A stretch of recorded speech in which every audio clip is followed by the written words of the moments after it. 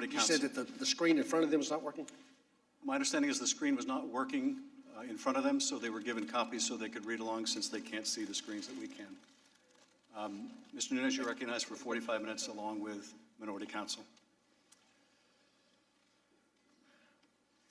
First, Mr. Chair, I want to submit for the record Senator Grassley's letter to the Department of Justice dated July 20th, 2017. I read a portion of that into the record during my opening statement. Without objection.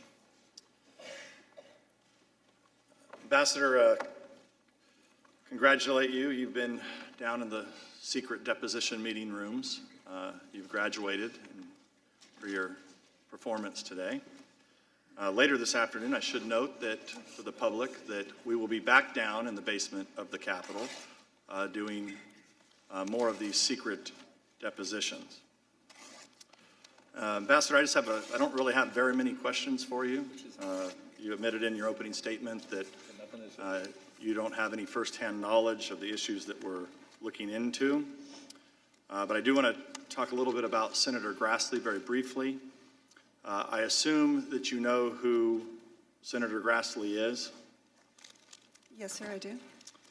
Do you believe that Senator Grassley is a serious and credible elected official? I have no reason to think otherwise. Were you involved in the July 25th Trump-Zelensky phone call or preparations for the call? No, I was not. Were you involved in the deliberations about the pause in military sales to Ukraine as the Trump administration reviewed newly elected President Zelensky's commitment to corruption reforms? For the delay in For the pause. the pause? No, I was not. Were you involved in the proposed Trump-Zelensky, later Pence-Zelensky meetings in Warsaw, Poland on September 1st? No, I was not. Did you ever talk to President Trump in 2019? No, I have not. Mick Mulvaney? No, I have not. Thank you, Ambassador. I'm not exactly sure what the ambassador is doing here today. This is the House Intelligence Committee that's now turned into the House Impeachment Committee. This seems more appropriate for the Subcommittee on Human Resources at the Foreign Affairs Committee. If there's issues with employment, disagreements with the administration, it would seem like this would be a more appropriate setting instead of an impeachment hearing where the ambassador is not a material fact witness to any of the accusations that are being hurled at the president for this impeachment inquiry. I have several questions I think Mr. Castor wants to get to. I know, Ms. Stefanik, you had a few quick questions for the ambassador. I'll yield to you, Ms. Stefanik.